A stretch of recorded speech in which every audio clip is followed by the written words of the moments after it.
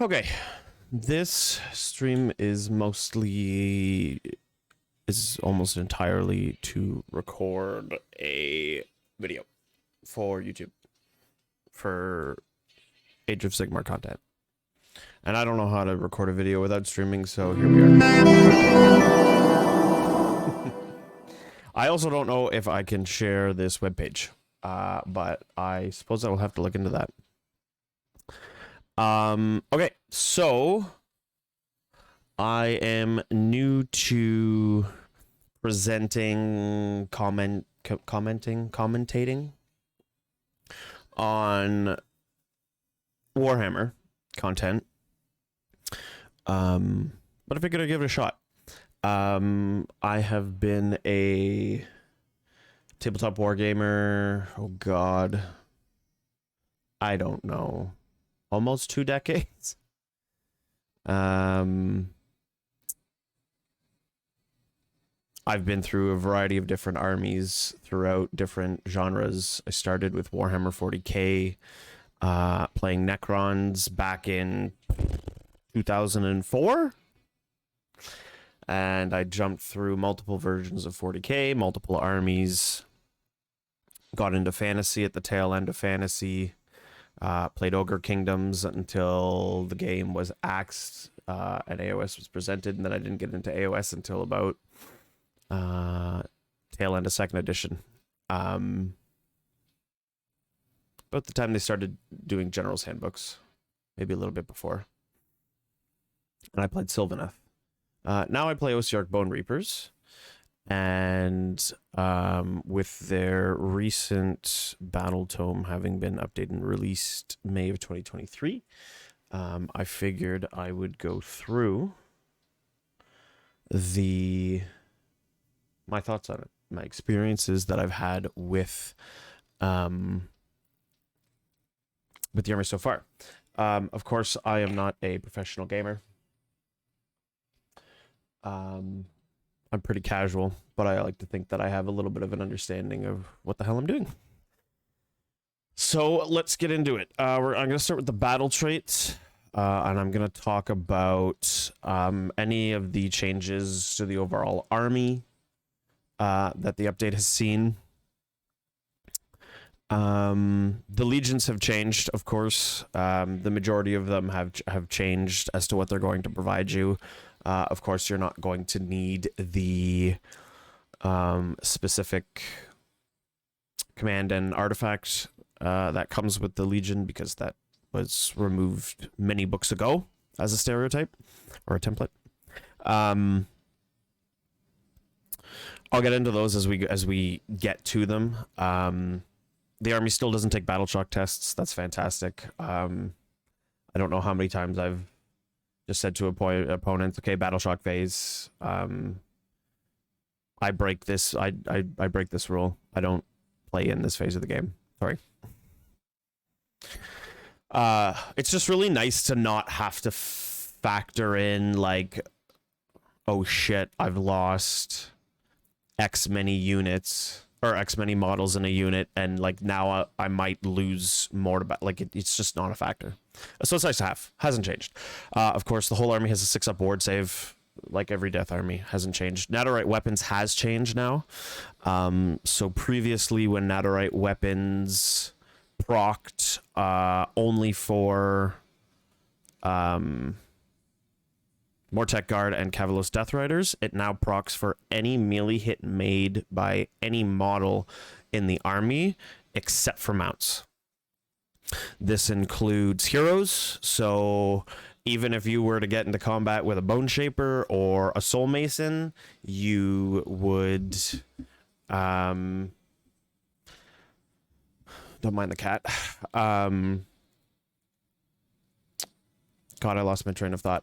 So if you were to get into combat with a Soul Mason or a Bone Shaper, those are going to proc. The Throne won't for the Soul Mason, but his melee profile will. Your Liege Cavalos, Catacros, Archon, not the Mounts Ebon Claws, but Archon the Black, his pitiful melee hits, those will proc. Your Necropolis Stalkers, your Immortus Guard, your Gothazar Harvester, your Everything. Your crawler, for Christ's sake, if it got into melee, its melee profile would proc, but not mounts. So not the Mortec throne, which I will get into about later when we get to the Mortec thrones debacle. What was my second point? I have lost my train of thought. Mortec throne and the horses of the Liege Cavalos Death Riders. But everything's that right now. Of course, scores 2 hits, make a wound to save roll. That hasn't changed, and it doesn't count for mounts, which I just covered. Relentless Discipline, completely changed. Ossiarch Bonereapers now have full access to the plethora of command abilities that every other army has, and they receive command points in the same way that other armies do. However, they also gain additional command points based on how many units they have on the table. There's no, I think this was an old book, but there's no more rules for banners. And you don't roll to see if you get any additional with 6s. You simply get additional command points if you check boxes for a specific amount of units on the table. So if you have 3 or more units, you get a command point. If you have 5 or more units, you have 2 extra command points. And if you have 7 or more units, you have 3 extra command points. So total, that'll net you 6 additional command points on top of, let's say, the 2 you would get for going second in that event, plus the 1 you would get in a hero phase for having your general on the table. So going second, you should have 9. And if you go first, you should have 6, 7, 8. And then, of course, you can generate the heroic action. So as long as your units remain on the table, you're going to keep getting these command points, which is going to be extremely useful and necessary when it comes to the command abilities that the army now has. Overall, I like the change. I really enjoyed that the army is extremely toolboxy. And I am quickly learning how to execute the right buffs. It's like on-demand buffs is how I see it. Most, if not all, of the book has incredibly well-statted, efficient units. I'll talk about points at the end, probably. But generally speaking, everything in the army feels pretty good. And the command abilities that you use on them at the right time will improve their functionality. So all in all, I quite like the new system, while also giving you access to all-out defense, all-out attack, reroll your charge rolls, auto run if you need to, but again, your whole army can move plus 3 inches. So, of course, they gave us a brand new table of command abilities that only we OBR armies can use. And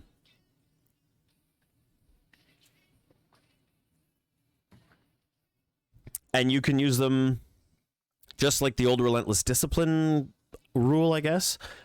You can use these any number of times in the same phase. However, of course, the rule still sticks that you cannot use one issue.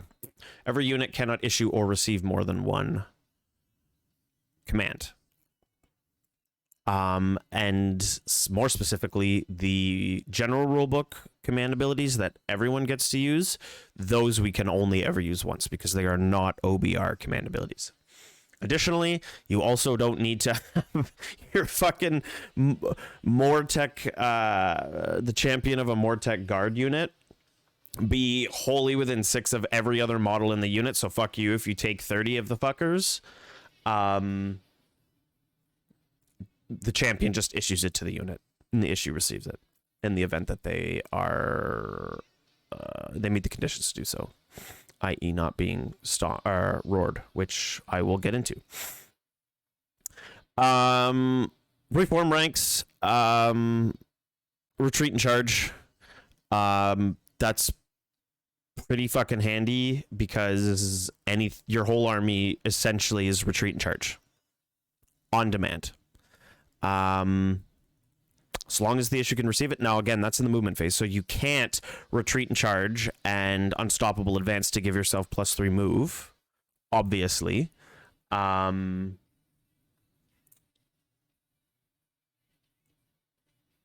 you can't retreat and charge, but still having everything be able to retreat and charge is huge.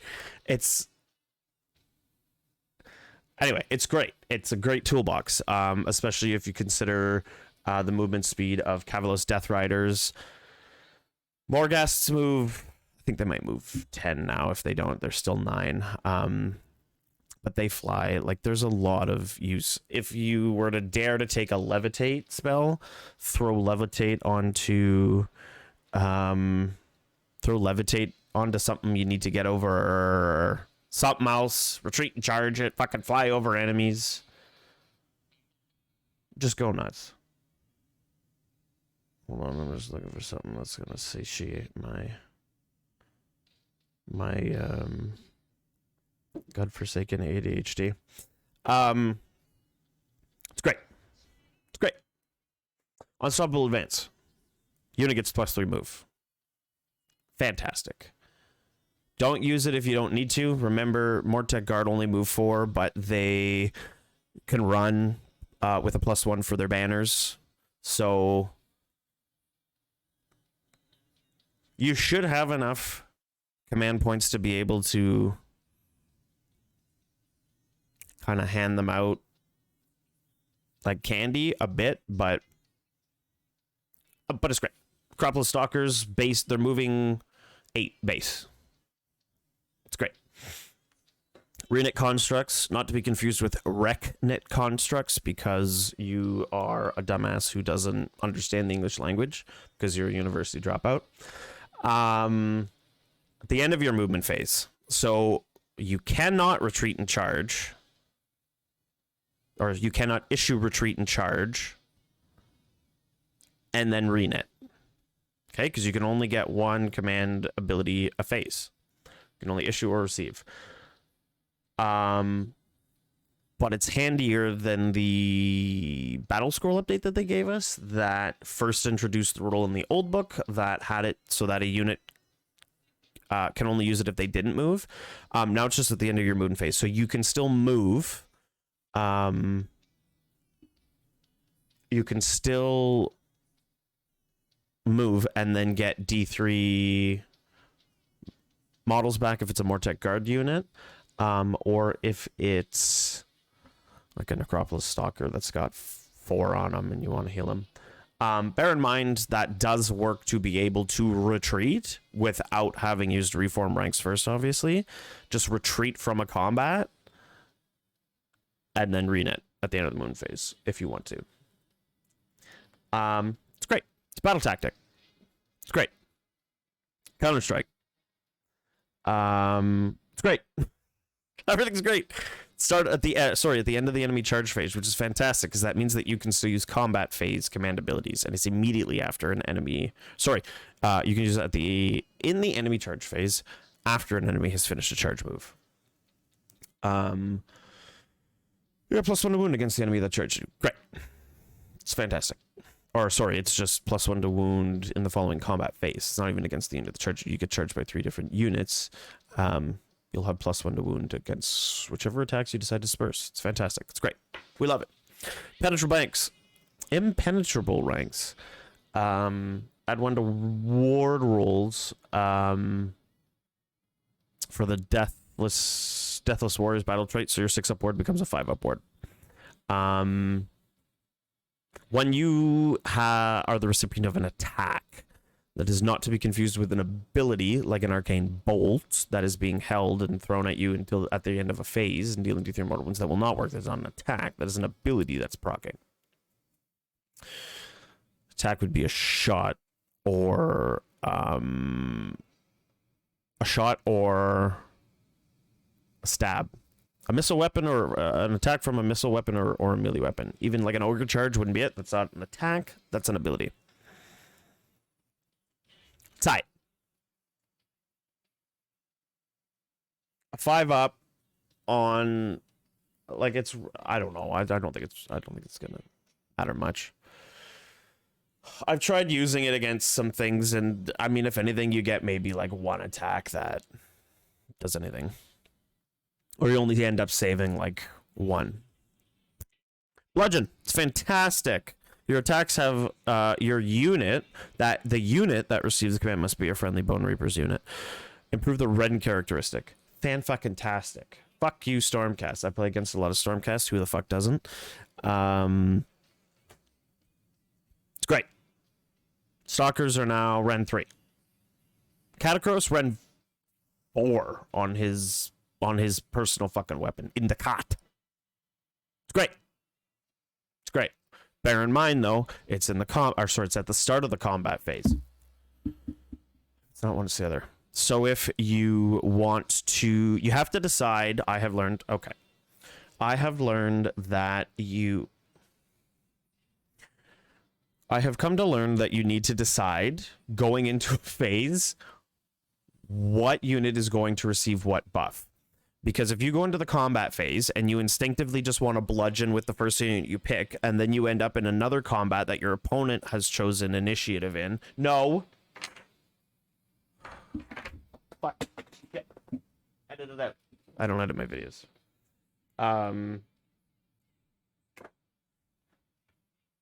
cat. Oh.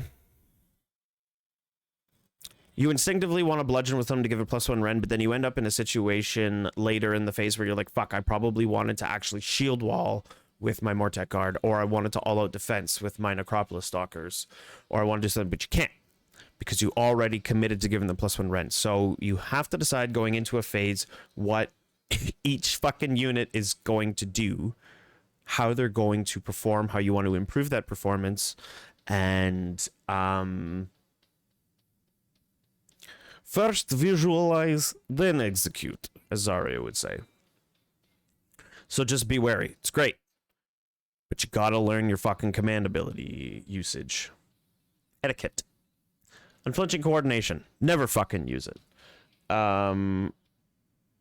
Hero fights and then a unit fights. It's Galatian veteran and a unit of champions. I mean, sure. If you really want to. But none of your heroes, like Archon can hold his own. I mean, if you really need to kill something and you've tactically thrown like, you know, Catacross and 30 Mortek Guard in, sure, do Catacross and then the Mortek Guard unit. But like, don't fucking build around it. And if you do, good for you. But there's better. So that's the command point system. It's great. I love it. It's very toolboxy. I hope that my style of breakdown is accessible and helpful.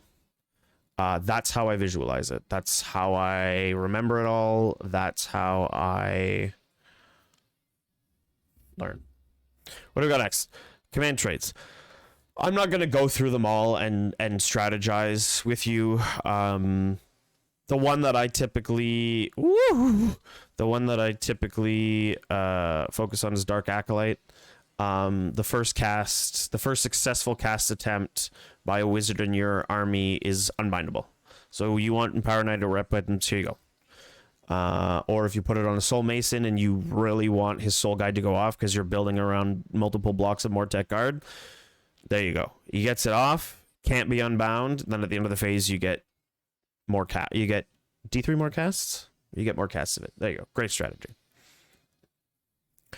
Or if you're facing a lot of shooting, maybe, but you're playing a castle, or maybe you've got a hero to guide a specific unit without getting shot. It's -1 to hit from shots. Or end wound. Hit end wound. I mean, fucking long strike crossbows. Diversionary tactics, not a terrible one either. I'm not tactical enough to use it, but subtract 3 from enemy charge rolls that attempt to charge within 12 of the general. Personally, I like getting charged as OBR with the right units, of course. So, artifacts of power. The only one that I really look at is the Artisan's Key to give a Bone Shaper double duty. So when he goes to use his heal 3 wounds, bring 3 Mortec Guard back, bring 1 Cavallos Death Rider back, or now can bring back Stalkers and Guard, or Mortis Guard. He gets to do that twice on a 3-up. It's not terrible. Has it worked for me? Of course not. Of course it hasn't fucking worked on a 3-up. Should it? Yes, but I hate statistics because I am an agent of chaos and the dice don't adhere to the rules of law and physics. They are beyond. Spell lores. I'm not going to go through everything. I'm going to go through what I use and what I know. Paranadorite weapons, fantastic. Again, now it works on the whole army. So your Necropolis Stalkers, you're proccing on 5s instead of 6s in melee. Immortus Guard. Thinking about Immortus Guard unit. They have a 2-inch range. They have a 3-up save. God, I'm thinking about now and I'm realizing how good they are. In the hero phase with the Liege Cavallos now, you give them +1 attack. And then hit them with Empower Naderite weapons. They've now got 4 attacks apiece, hitting on 3s, wounding on 3s, 2 rend, 2 damage. In the combat phase, you can give them 3 rend. Toolbox.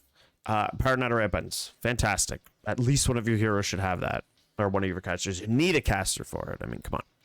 Protection of Gash hasn't changed. Reinforced Construct. Drain Vitality is decent. This is where Archon's great because he knows the whole lore and can cast 3 spells with a +2 to cast. Notably, too, the Soul Mason knows the whole lore as well, so very toolboxy. You know me and my toolboxes. -1 to hit, -1 save. It's great. Mortal Contract. Sure. Go nuts. Hasn't really changed. Soul Release. People can't be summoned around you. Within 12 of you. Summon, not deep struck. So... Dinch?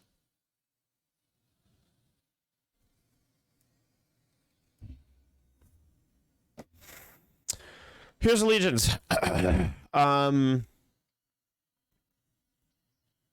They're pretty quick. I guess I'll go over all of them. Mortis Praetorians is like the Iron Jaws blood irons fast. Yep. You charge in the enemy charge phase with 1 unit after an enemy's charge you. Obviously, they have to be close, so tactical shenanigans. Petrifex Elite, subtract, already been fucking errated, by the way. It came out as -1 damage to Stalkers, Guards, or Mortis Guards, and Gothazar Harvesters, and now it is subtract 1 from wound rolls for combat attacks that target friendly Hecatos and Harvester units. Hecatos being Stalkers and Mortis Guard and Morghasts. It's good. It's an A.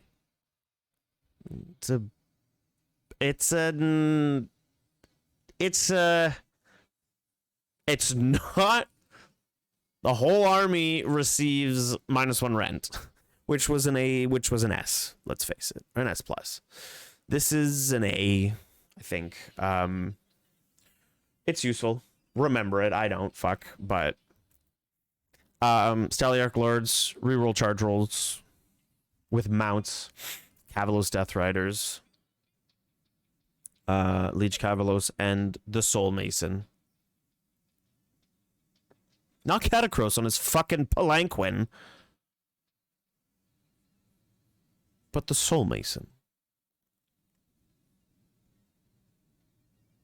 Not the Slan. I got into this a lot earlier than I thought I would. Not the Slan, who's on a floating palanquin, who does, it's not a mount, but the Soul Mason. He can reroll his charge rolls. Not Catacross. Oh. And Archon. Sure, play all horses. Oops, all horses. Ivory Host. It's weird. You get +1 to the number. So your 6s for Nadirite weapons explode into 2 hits. This would explode into 3 hits. If the unit that procced the score took any wounds earlier in the turn. Sorry, if the unit that it's attacking... I'm going to read. Add 1 to the number of hits scored by the Nadirite weapon battle trait by friendly Ivory Host units if the unmodified hit roll was 6 and any wounds or mortal wounds were allocated to that unit earlier in the turn. So the unit that you're fighting with your melee units, so let's say Mortek Guard are attacking whatever, if they've been wounded earlier in the turn. So that would be the likely hero phase or shooting phase. Catapults. Is really that or Gothazar Harvesters spitting from behind Mortek Guard? Kind of just had an epiphany. But you can only take 1 catapult now, so have some fun with it, I guess. Null Myriad fucks your spells. 2+, fuck you. I mean, it's great if you think you're gonna go up against a lot of magic. Crematorians. Now kind of one of the go-tos where your Stormcast, your whole army just blows up when they die. On a 5-up, which is actually better than Stormcast because Stormcast are 6 unless it's Thunderstrike, then it's 5-up. So, actually not terrible. I'm not going to get into the respawn mechanic with Gothazar Harvesters and Mortek Guard because it has been neutered. Of course, now Gothazar Harvesters are notably single. You can only take 1. And... no,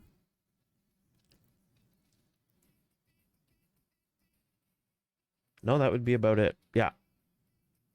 So, but still, I mean, your stalkers are going to blow up for 5 apiece. Your Morghast are going to blow up for 6 apiece. I'm not going to get into Path of Glory because I don't know anything about it. I'm not going to get into... Oh, I am going to get into match play. Grand strategies. Ooh. Scales balanced. You have to end the game with any of your Mortek Guard or Cavalos Deathriders units with the same number of models it started the game with. Don't rely on the recursion in this army. If you want to rely on recursion, go play Feck or Soulblight. Don't rely on recursion. It's handy. It ain't the linchpin of this army. I am telling you right now. Textbook Conquest.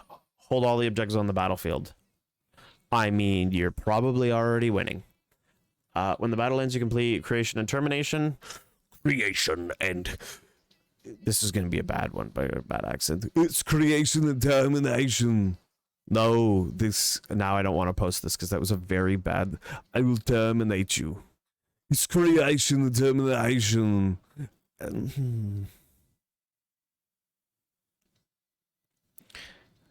kind of want to say it's a little bit of Sylvester Stallone with Arnold Schwarzenegger, but I don't even know if that's it. Anyway,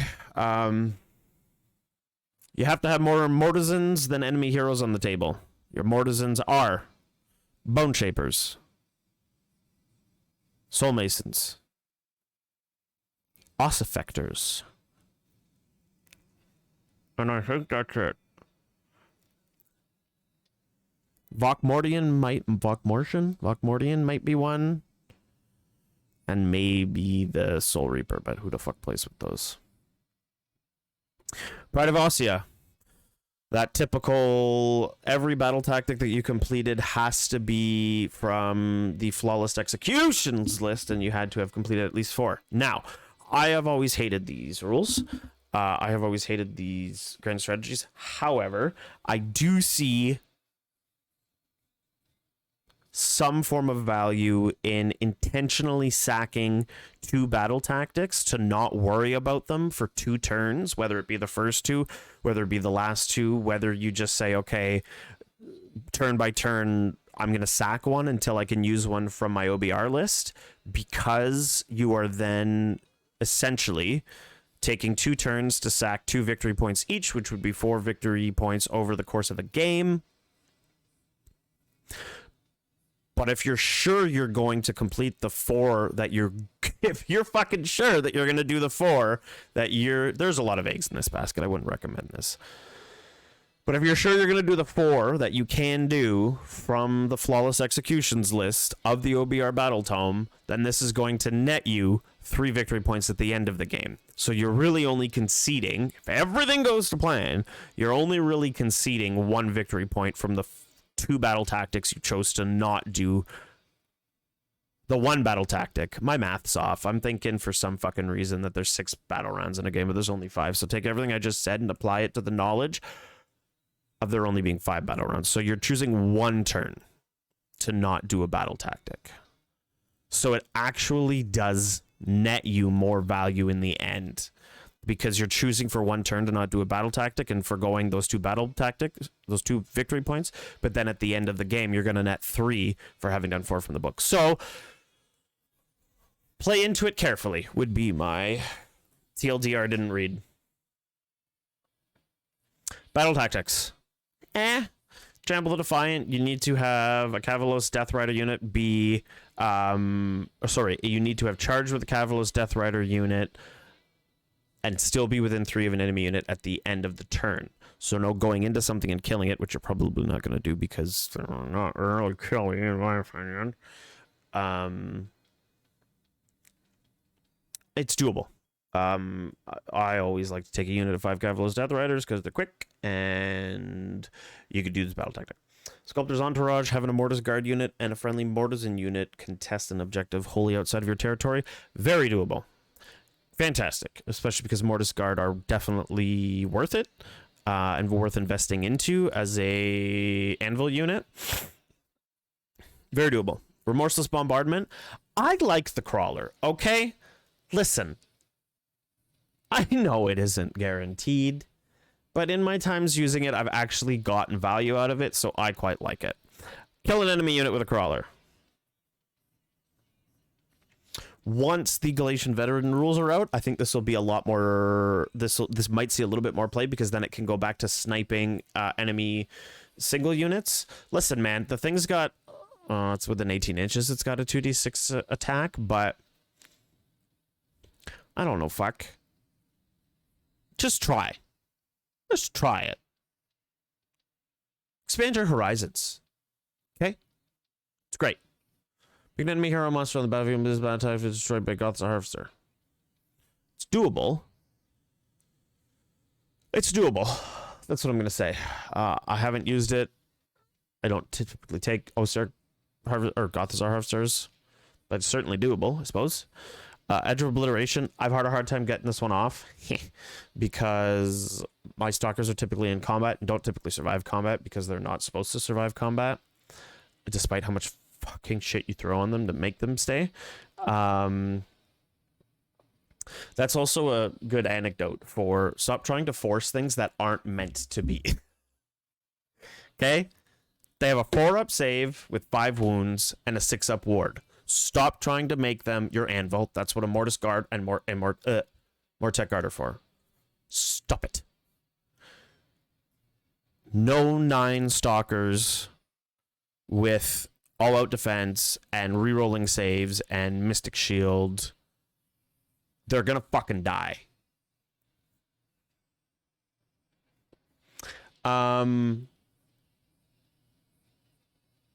Have 2 stalkers units in enemy territory and away and wholly outside and 9. Like,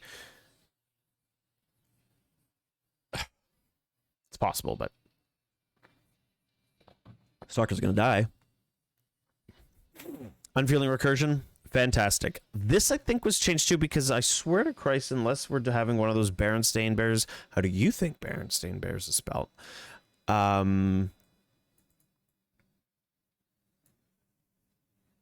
Mandela effect used to be 2, but you have to bring units back with your Renit Construct command ability.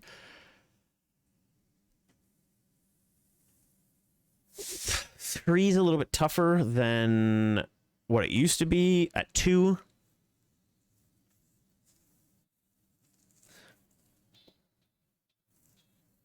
You could do it with horses. Is it likely? No.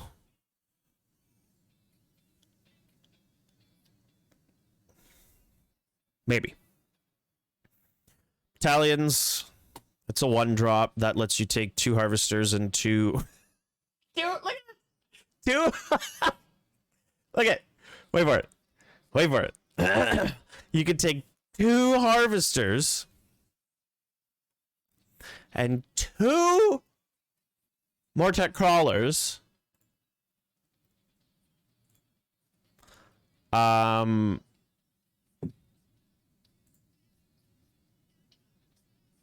Where is it?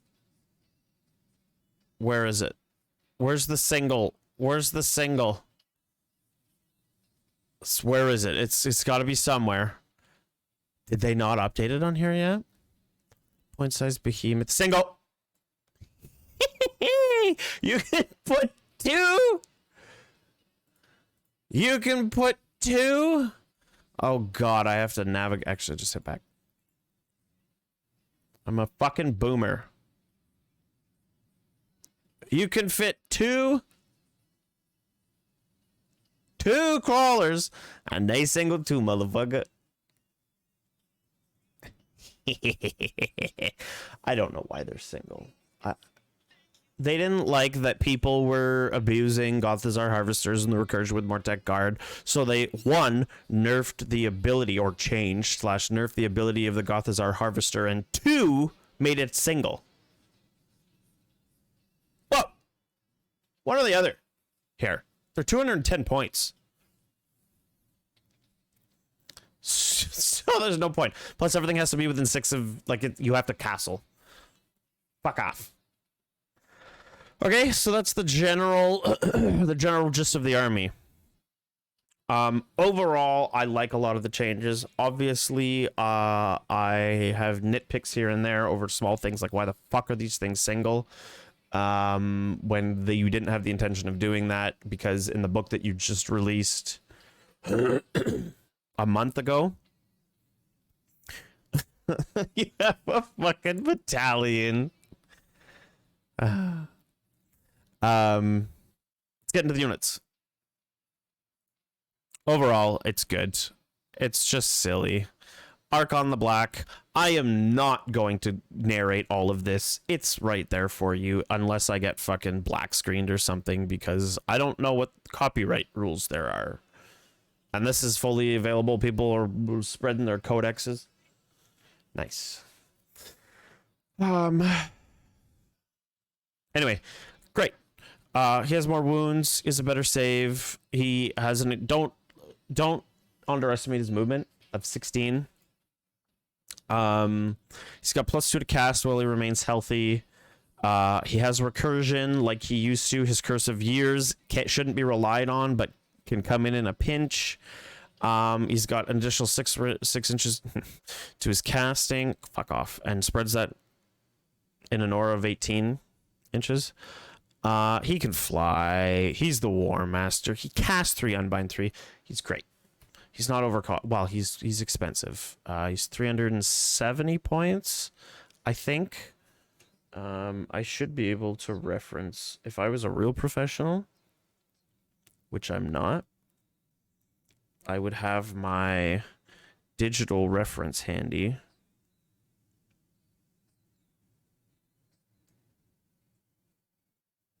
$370 points. Worth it. Bear in mind, he is not a beat stick. He is not going to swing a combat. But if you're tricky, if you're tricksy, like Archon is supposed to be, because he's a fucking slimy rat bastard, but so is Nagash. Nagash is Voldemort. Voldemort is Nagash, let's face it. Let's start that debate. He's great. Take him. You like casting spells? Take him. I don't have to hit back. I just have to do this. Nagash. Listen. I'm not going to comment because I don't use him. I don't own the model. I don't discourage using the model. I just don't like playing, what, 900 points? I don't even know if I've looked at his War Scroll. Like, I have 965 points. That's not fun for me. I know what he does is fantastic, but that's not fun for me. I like pushing Benums around. Hi, I'm from Northern Ontario, Canada. I like pushing Benums around a table, not a single model. Okay? So I'm not going to comment. He's probably great. Archcavalos Xantos, barely used him. Now works outside of Mortis Praetorians because he works outside of Mortis Praetorians because he doesn't work outside of Mortis Praetorians. He works, well, okay, so he's got the same he's got the same free command ability that the Leech Cavalos does, but otherwise, yes, his command ability is Mortis Praetorians only, gives you +1 to wound. Bear in fucking mind that if you charge with Mortec Guard, or anything for that matter, but if you charge with a big block of Mortec Guard away from a Liege Cavalos, and then your Liege Cavalos doesn't get in and you haven't set him up perfectly, you are not going to be able to use this because it is the units wholly within 12. Get charged, my friendly OBR players. It's fun. It's all the rage. Everyone's doing it. I know Ogre Kingdoms wants to get the charge off. Who doesn't? But you know what? Expand your horizons, okay? Break the cycle. Stop being a goddamn follower. Otherwise, he's a Liege Cavalos that buffs Mortis Praetorians. It's cool. It's great. Catacross. Huge centerpiece toolbox unit. Wicked profile, 20 wounds, 3-up save. Bear in mind you have access to all-out defense, so that can be a 2-up save. And you have Mystic Shield, that can be a 2-up save. That can be an effective 1-up save. It's great. War Master, he has that same thing that the Liege Cavalos does. He's got a free command point. Enemy unit, just anywhere on the table, has -1 to hit at the start of your hero phase. Better if you're going first. Great. Once per turn, not every goddamn time they get one, or not every goddamn time they spend one, but once per turn, you can roll a die when your opponent receives a command point, and if you do on a 5-up, it's lost. Sure. It's a nuisance, but you're not taking him because of it. He likes to fight heroes. Because he's literally Jim Cummings, the voice of Jim Cummings, ladies and gentlemen. Recursion, like Archon does. Endless Duty, give a unit +1 attack. Fantastic. And then if you are outside of 3 from all enemy units, pick one of your units to have... Oh, no, wait. Until your next surface, add 1 to hit rolls for attacks made by friendly Bonereapers units wholly within 24. Jesus. So he's just a radial buff. It's great. 400? 435?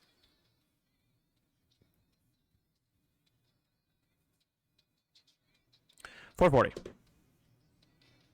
More expensive than Catacross, or more expensive than Archon. Doesn't cast, but arguably they're both great. I wouldn't take either because, again, I don't want to play half my army as 2 models. You can. I like to build around one or the other. Great.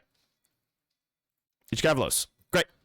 Same thing as the special named guy. Cheaper. Doesn't help Mortis Praetorians, but otherwise he's got a free command ability once per turn. That means 2 per battle round because each player has a turn. There is 1 battle round that each of the 2 players share. And he gives a unit in the hero phase. I think I've been saying command phase because it's command ability in the hero phase. Forgive me. +1 attack in the hero phase. So again, in the hero phase, you need to decide which unit is going to be getting the juice that turn. It's all about the economy. Planning your moves. It requires you thinking more, right? Mirkainen. I don't know what to say about Mirkainen. He's a thing that was sold for, this is my humble opinion, but he was sold for a thing for a game that never really picked up, and they hope that it might have use in this, but if they really wanted to sell models, they just make him do something more than what he does. I'm not going to get into it, because I don't really have much to say about it. Mortisan Boneshaper. He is, in the current General's Handbook season, a Galician veteran, which is handy because there are very few in the army. Him being one, the Soul Reaper being the other, and the Ossiarch now. The book only has 3. Recursion. Again, I don't like relying on it. I have found that if you want to play a recursion-based army, you should look at Gravelords. Soulblight Gravelords. Gravelords. Why was I trying to fucking acronym that? Orfec. With ghouls. A lot of ghouls, because they're paper. Wet paper.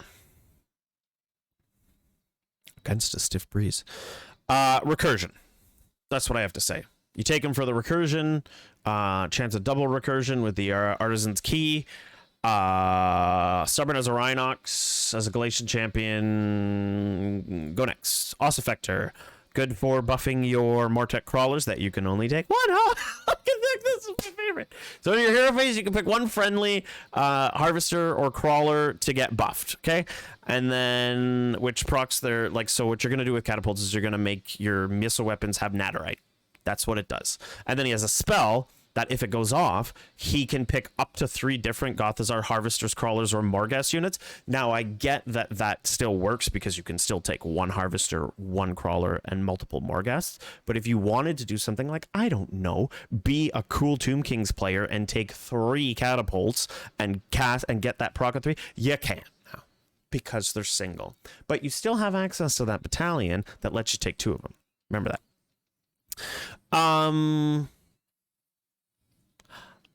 I've been playing with one.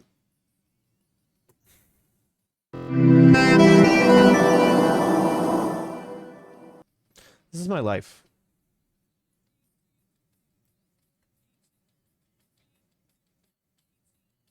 This is what happens to me in a day.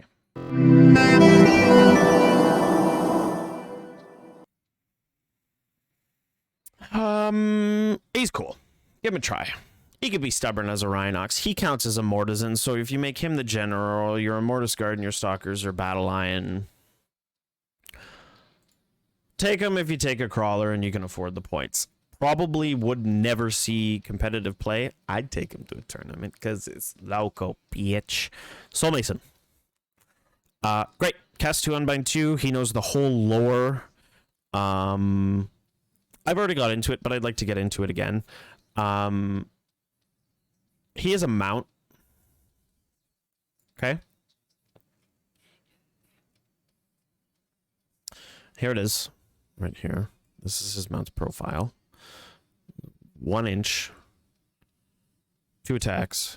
3 CR, 3 super minus 1 damage. Okay.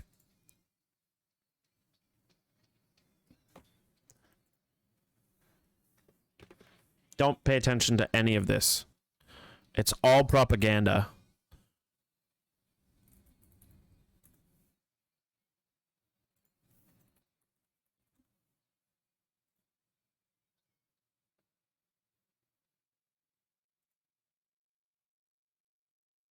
Okay.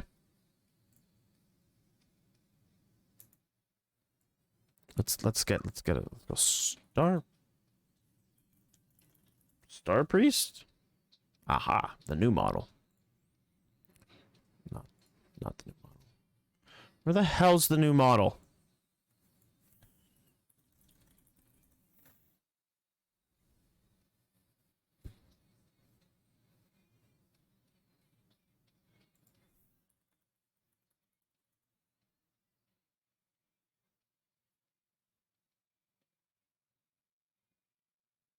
Well, now I just look like a goof because I can't find... Oh, Seraphon. I forgot. They changed the copyright. Why is it still not popping up?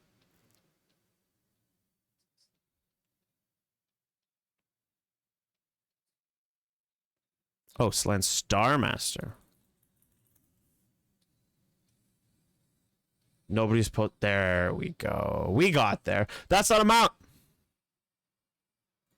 Oh, fuck. Ah, shit. Oh, God. That's not a mount. It's not. And I don't care how much you want to argue with me. It's not a mount. However...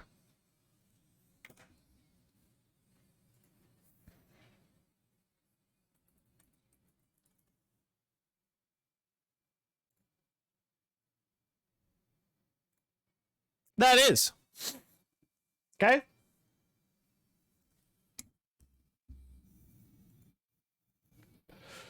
And that's all I have to say. So he's not a Galatian champion. Not that that's going to matter. Actually, he's going to be of great use in the next GHB. Going into summer of 2023. Timestamp. Time capsule. Anyway, he's great. Cast 2, Unbind 2. He can, on a 2+, he can reroll. There's a specific, but on a 2+, he can recast, attempt to recast an ability that gives Mortek Guard and Cavalous Destroyers +1 wound. It's good. Again, I prefer to get charged. So I'm almost more inclined to Counter Strike and get +1 wounded that way. However, there is intense value with taking Mortek Guard, Cavalous Death Riders, and the Soul Mason. I don't find the Cavalous Death Riders are as choppy as they might have been before. Not that anything's really changed. They don't have that reduce rend of 1, reduce incoming rend by 1 that they had previously for Petrifex. So anyway, that's the Soul Mason. Soul Reaper, I don't have anything to say about it. I don't take it. Why? Next. Again. Okay. The only thing I'll say about Vokmortian, Vok,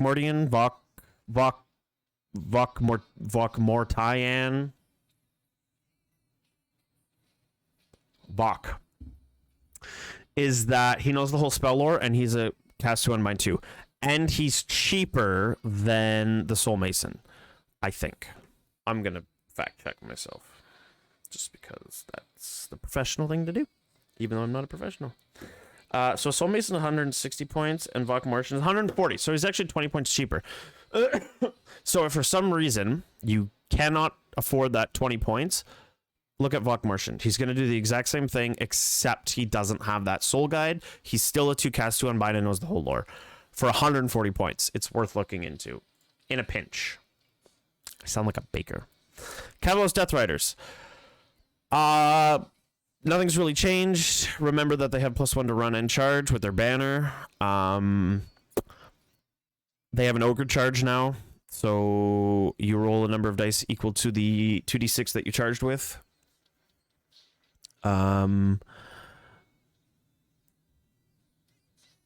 Mortals. 5 up. Good. This command ability they use in the charge phase, so it doesn't specify when. But until the end of the phase, they can basically fly. Oh, and this, so after they've charged, they just have it built in now that they can pile in 3. So it's, I say the army wants to get charged, don't get charged, don't get your horses charged, obviously. I mean, I don't think I need to fucking specify that, but here I am. Mortek Guard. Okay, let me tell you about Mortek Guard. Let me tell you about my little friend Mortek Guard. They're great. They move 7 base with unstoppable advance. They can retreat and charge if you need them to. They're hitting on 3s, wounding on 4s with 2 attacks apiece. You put a Liege Cavalos Endless Duty on there, and they've got 3 attacks apiece. And then you decide that they're going to get choppy in the combat phase, so you bludgeon with them. And then they're 3 attacks, 3s to hit, 4s to wound, -2 rend, 1 damage. But then maybe you got charged. Maybe you did what I said that you should do and get charged with your Mortec guard. Get your Mortec guard. Have your Mortec guard be charged. And at the end of the charge phase, you're going to counterstrike to give them +1 to wound. And then in the combat phase, you're going to bludgeon with them. Hopefully you get to fight first in this instance, but maybe that's the problem with getting charged first. Who knows? 3 attacks, 3's to hit, 3's to wound, 2 rend, 1 damage. Remember, you're in small bases, so you're fighting in 2 ranks. Choose where you're going to get charged, or choose which battle you're going to get into carefully, and you can do a lot with this. The shield wall gives them ethereal, essentially, so they ignore modifiers to their saves. However, please be aware of monsters, because if a single monster doesn't even have to touch you, it's get within 3 of you, and they get a 3-up roar, which is not hard to do, you're fucked. Do not let Krondys or Karazai anywhere near your Mortec guard. And if you do... Listen, if either Krondys or Karazai succeed, if the die roll will collide that model with any number of your Mortec guard, I don't care if it's going to connect with... If it connects with 2 units of 30, I want you to take both of those 30-man units and take them off the board right away. Because they're going to die. Actually, you can only roar at 1 unit. So this only applies if he roars at a unit. This applies at the end of the enemy charge phase after he's successfully roared. Take that unit off, because it's dead. Otherwise, they're great. A lot of bodies on points. The only way to get a lot of bodies on points for OBR currently. I really want archers, man. I want Nadirite archers. I want Mortec archers. I want longbowmen. I don't care what the fuck you call them. I want them. They're great. Just don't throw your monsters in there. Or don't have them fight monsters. Bad. Oh, I'll get to the Gothstar Harvester. Soul Blade, Great Blade, if you were like me and you didn't put them on previously because they didn't proc Nadirite, now everything does. They're 2 damage apiece, there's no reason not to take them. Great. Immortus Guard, great. They're at 5 wounds, same with Necropolis Stalkers. They're on a 3-up save like they used to. Again, you're in that same situation where with all-out defense and Mystic Shield, you're on a 1-up save. Great Anvil unit. They have 2-inch reach, so a 6-man unit will work, a 9-man unit will work. They have 3 attacks apiece. Again, Leech Cavalos onto them. They've got 4 attacks apiece. They're hitting on 3s, wounding on 2s, 2 rend, 2 damage. They're great. They take wounds for Mortisans around. Sure. Crushing Assault. Once per battle after it is fought. So they get to fight twice. Once per game.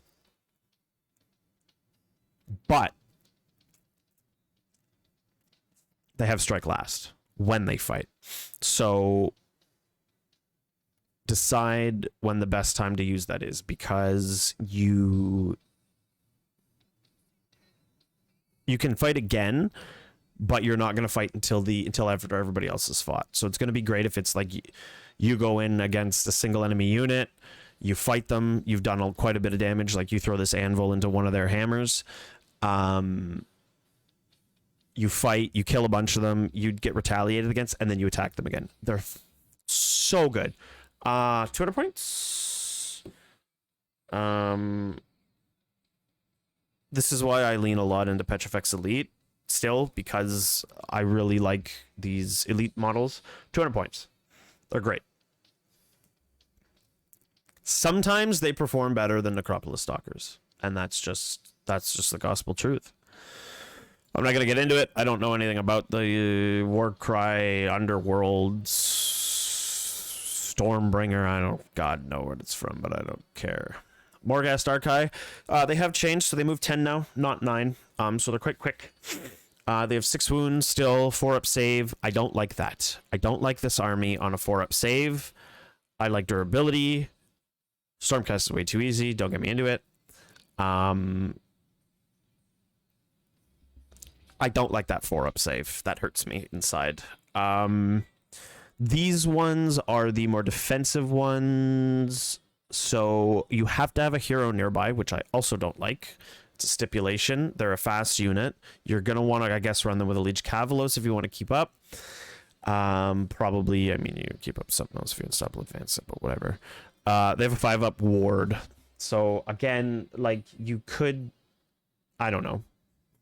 I don't love this version. I do love that if your charge rolls 8+ with them, unmodified, the enemy has strike last. That I like. You would be surprised how effective fight last is. I'm just envisioning this like weirdly techie list where you have a Mortec crawler and you shoot at an enemy that you need to lock down, or after you've been charged and you make sure that it's out, that the enemy unit that is charging remains outside of 6 of your Mortec crawler, so that it can unleash hell and do the 2d6 attack, and hopefully that Ossiarch ability has carried over from the previous turn, and you can get strike last that way, and or build into Mortis Praetorians and then have one of these guys babysit a unit that you bait for a charge, or you just is like is going to get charged, and then counter charge with the Morghast Archive and hope for a last strike that way. There's a lot of nuanced tech that you can do to get strike last, and it's something that I'm still trying to work out in my lists. Because I think it is extremely valuable. There's 2 ways to do it in the army. It's these guys and the crawler. You can only take 1 crawler. In Petrifex Elite, it's -1 to wound them. You take Xantos and you play a list that wants to get charged, so they have +1 wound, you know what I mean? They have big bases. They're really awkward. So if you're going to take a unit of 2 or a unit of 6, if Archon is in the army, that's like 700 and something points. You're going to want to take halberds because of the breach. Otherwise, spirit swords. If you're only going to take 2. Again, you can give yourself +1 rend for 2 rend, 2 damage. You can give a unit a 2+1 attack from the Liege Cavalos and have 6 attacks. So that's 12 attacks, 3s and 3s. Or if you got charged, well, you don't want to get charged with these guys. These guys won't be charging. They're 240. Look, I'm checking points on my phone. How many of you saw that after the first unit?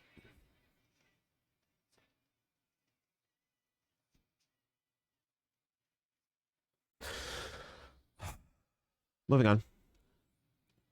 Same model, same stats. However, they deep strike. Do not underestimate deep strike in an army that has no additional mobility other than having a +3 to all of their units, which I know probably seems like, oh, don't complain, because, you know, your Cavalos Death Riders can move 10, and then they can move an additional 3 with that, and then they can run, and if you get a 6, then that's +7 because of their banner, so that's like 20 inches on a turn. Yeah, I know that, but they gotta go around shit. This is deep strike. This is fucking covert ops, motherfucker. I will go... What does he say? Some from the quote Tom Cruise, and I will massacre you. Love that movie. 240. I'll say my piece at the end about points. Stalkers, great. Again, there's very little in the army that isn't good. Your Dread Falchions, you're gonna want to build them because they hit and wound the same as before, and they weren't Nadirite. Now they are. -2 rend, 2 damage. Again, if you're, that's 3-inch range.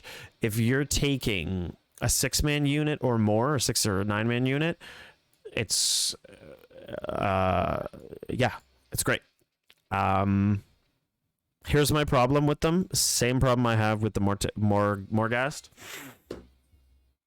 Obviously, if you are in the combat phase with them, which is where you should be, because if you're getting shot, then you're fucking dead. Isn't that just synonymous with life? I know it needs to be a 4-up. I just don't like it. I just don't like it. I'm just very punk about it, okay? But they're great. And you want to talk about toolbox at the start of the combat phase, so remember to do this at the start of the combat phase. Don't sit there and go unit by unit. Remember, if you want, or when these guys are in combat, at the beginning of the combat phase, you need to decide, just like you do at the beginning of every goddamn phase with this army, more so than any other army in my opinion, in this immediate opinion, I'm not fact checking it, you need to decide what your Necropolis Stalkers are going to do, and you need to decide who's getting bludgeon. And you might have to decide with your Mortec Guard as well. Can we revisit that for 1 second? At the start of the combat phase. So if you want your Mortec Guard to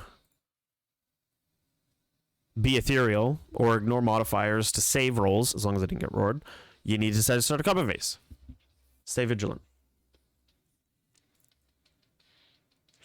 +1 to hit. Fuck all this. Add 1 to your damage. Your spirit swords. So if, with buffs, because that's what you're doing, and you're killing with this unit. This is not this is not an anvil unit.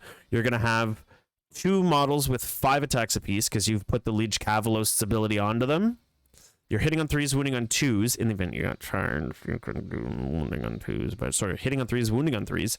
-2 rend or 3 rend with bludgeon. If you didn't get charged and you're not going to use counterattack.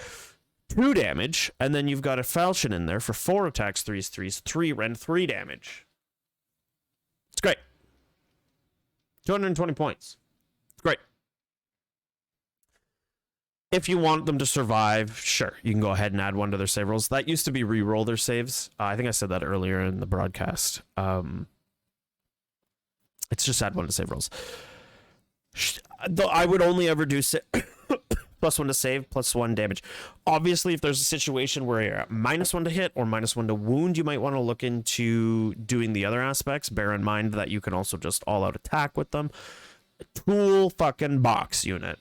Their command ability lets them run in charge and lets them fly over... models can fly over terrain features. Depending on the terrain that you play on the table, that might help. That run in charge, though, is still really nice to get them into combat. I often forget that that's what that does, because before it used to just be fly over terrain. They're gonna get into whatever you want to put them into. They're great. Can't say enough good things. Got this, our Harvester. Okay, here's my problem with the Harvester. It only has 10 wounds and a 4-up save. Glaring issues off the hop. Easy to shoot down. Additionally, the Bone Harvest ability has been adjusted, also nerfed, so that it brings back units at the end of the combat phase, or brings back models at the end of the combat. It does its ability at the end of the combat phase. That's what I'm trying to say and stumbling over. Still on a 4-up, but it's not as the models are dying. So this will still work with crematorians. If you're losing 15 Mortec Guard out of 30, you pull them from the front, you explode, then you pile in with your Mortec Guard, and then at the end of the combat phase, you then roll for all the Mortec Guard that died, and then bring them back. The problem with that, though, is that in a circumstance, 30... you're investing a lot. You're investing, and I understand that that's the point, but you're investing 30 Mortec Guard, which is 450 points, plus 210 points of a Harvester, and all the Harvester is really going to do, it has a nice melee profile.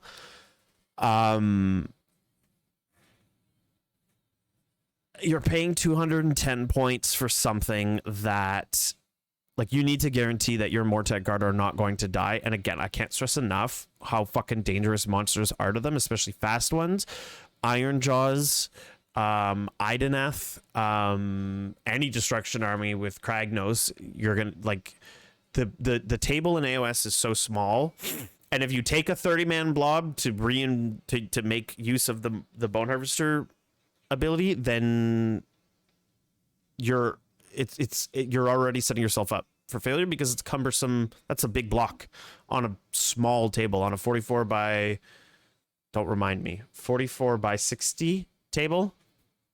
Yep, 60 by 44, 60 long, 44 deep.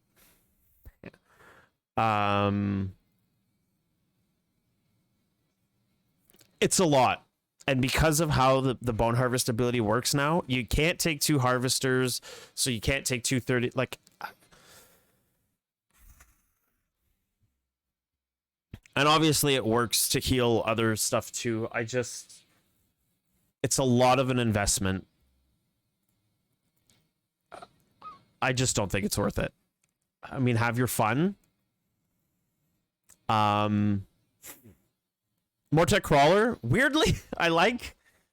Sure, it only has a 4-up save. It's not supposed to get into melee, and it's got 12 wounds with a 6-up Deathless Ward save. Chances are, if you're getting shot by something, that might be a really good time to take your Oss Effector and do that Reinforced Constructs that gives it a 5-up Deathless, right? Because it's going to be low attack, high damage if you're getting shot at, is what I'm saying, from far. Anyway. Its shots have all been... I will touch on this War School because it is quite different. All of their shots have been streamlined. Again, I don't hate it. It's not predictable. It's not consistent. But I'm an Agent of Chaos. So you've got one attack when you're far away that you can snipe heroes with. Or try and put... Like, if you're not at that 24 or 16-inch range, then you can start chipping away at monsters, right? It's only one attack. Yeah, if it's a 1, you're fucked. Whatever. It's, like, no shot gonna... Anyway, I do still wish you could give it +1 attack. I really do. From the Liege Cavaliers like before. But it's D3 +3 damage, you know?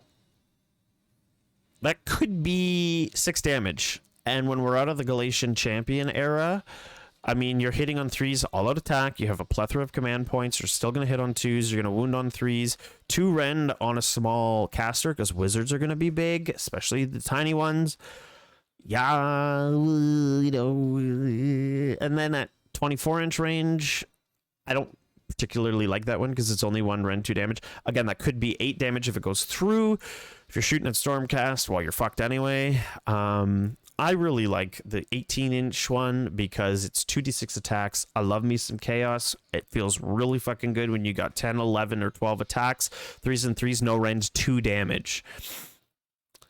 Typically, somebody's not going to all-out defense that because there's no rend, but it's 2 damage apiece. If you've got 10 attacks, 20 damage on a 3-up save unit like Stormcast. That's just like shooting, right? It's like massive number of attacks. I like it.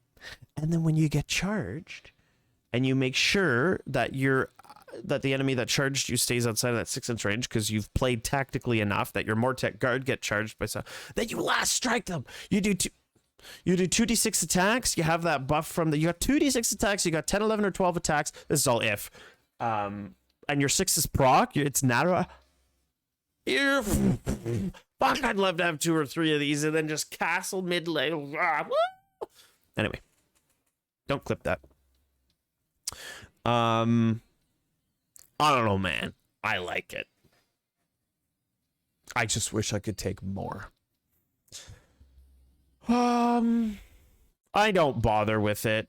Listen, there's no reason not to take it if you like spending money on plastic, and let's face it, if you play Warhammer, you fucking love it.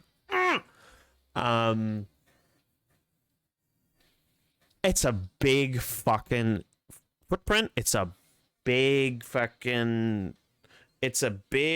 base, and it's impassable. So if you're playing on a dense table, good luck.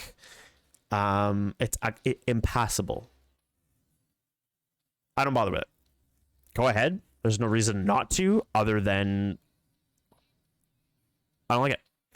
Bone Tide Trigger. They changed this, and I haven't really looked into these. Again, it's only ever controllable by an OBR player. Enemy units cannot inspire presence or rally.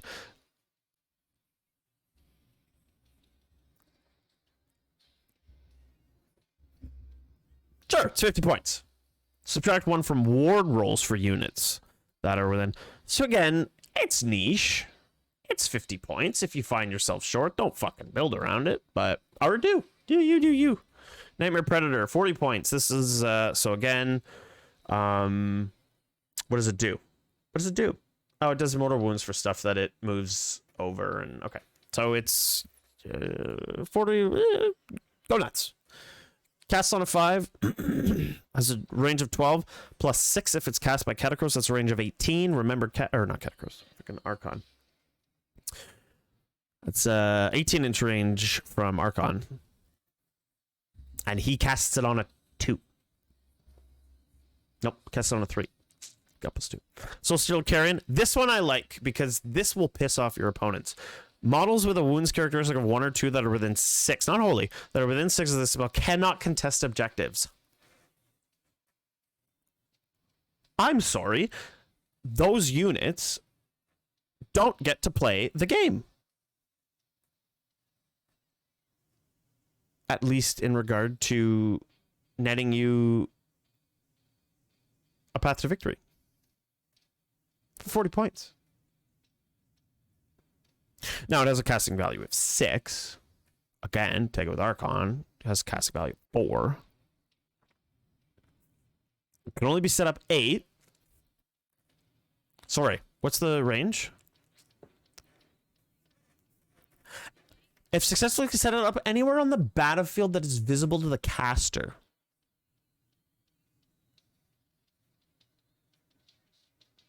And it can move if it needs to, but you just set it up wherever. Archon's on one side of the table. Your opponent? No. Your opponent leaves that fucking 5-man Liberator unit on an objective way in the back of the table. He's like, do you have any Deep Strikers? No, I didn't take any Harbingers. Okay, cool. And then you're just... Am I pretty? Fuck! That's shitty. Obviously, they have a wizard that can dispel it, but that's... Not like these. Not like these. Have fun. God help you if you play against somebody with a bad temperament. Okay, listen, that's it. So closing thoughts. Closing thoughts about the Ossiarch Bonereapers. Overall, love the streamlining of the book.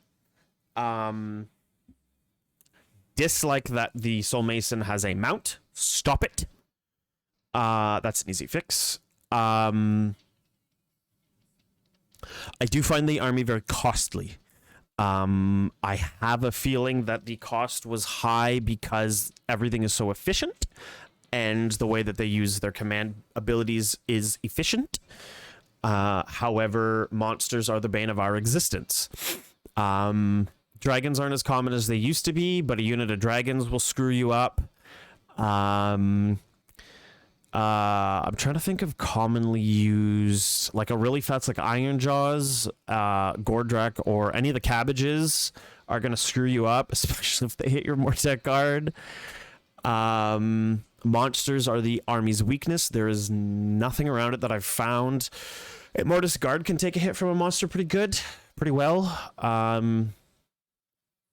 Especially if you've sunk some defensive buffing abilities onto them.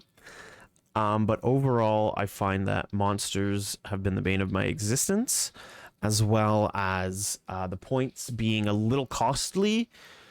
Understanding that there is recursion in the army, but it is very little. You can maybe spike a big return by getting an Immortus Guard model back or a Stalker's model back, but I have found that, and it's better obviously you take bigger unit sizes of them and have a more elite army. However, that's a lot of points. The Artisan key ability is not guaranteed to bring a Stalker or Guard model back. It's on a 3-up that you get to use the artifact itself. and then another 3 up if you're targeting an Immortus Guard or Stalker unit. And you have to have no floating wound in those units because the wound has to be healed before you bring something back. So if you've lost a Stalker and one's on whatever, 1 wound, okay, you heal that 1 wound, and then on a 3 up, you could try on a 3 up to bring that loss. It's too many hoops to jump through. And otherwise you're bringing 6 more Tech Guard back on a 3 up. Otherwise you're just bringing 3 back. Have I found that bringing 3 more Tech Guard ever really matters? Not really, unless you're going into a double turn. I mean, there's a world in which you can go second, bring 6 back, and then double turn and bring another 6 back. Don't bank on it. So I find the points to be a little high. Because the recursion isn't as... Obviously, take Archon. Listen, you take Archon, Catacross. If you build your list for recursion, you can do it. You're not going to have a lot of diversity. Maybe that's the point. But that's not fun for me. So I find the points a little high. I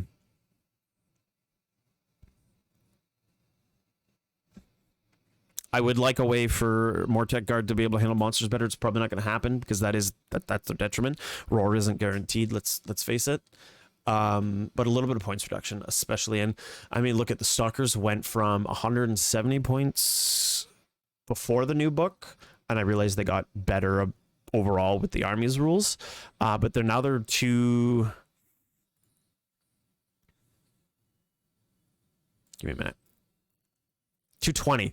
They went up 50 points for an additional wound and access to Nadirite, which is on 6s. 190, I think, is fair. 190, 195.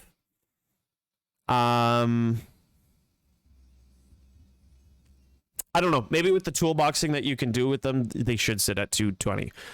I just feel like a lot of the army is too expensive.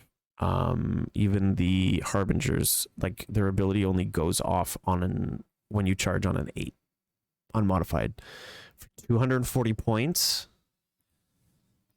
6 wounds, 4 up save. I get it, they can be choppy, but I don't know. Maybe the point is to focus on recursion. I don't know. I find it unreliable, but you find your own way to play. These are just my musings. And that's about it. It was actually almost an hour and a half of a video. I'm surprised I was managed to talk this long. If it's well received, I can look at other armies like Sylvaneth that I know quite well from having played. And Stormcast, because I have played against Stormcast my entire AOS career. And have dabbled as well. We'll see how it goes. Like, subscribe, and follow. Yes. Thank you.